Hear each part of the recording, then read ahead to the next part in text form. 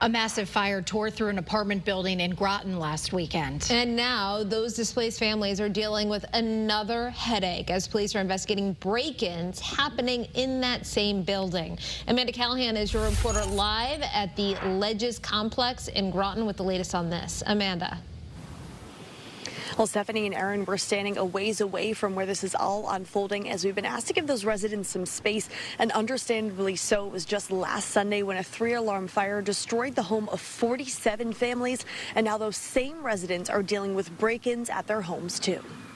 Groton police tell us last night they received a report of break-ins happening at 135 Ledgewood Drive. Police did not say how many units were impacted, but they are actively investigating. Now this is all happening just 1 week after a fire tore through the building, leaving dozens of families displaced. It took firefighters some time to get the flames under control. Mutual aid was called in from more than a dozen other departments, including Old Saybrook, Norwich, and East Lyme.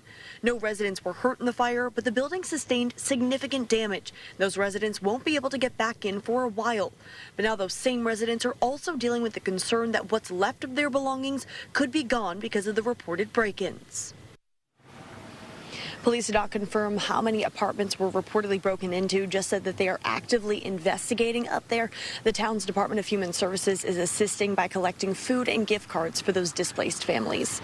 Your reporter live in Groton, Amanda Callahan, Channel 3 Eyewitness News.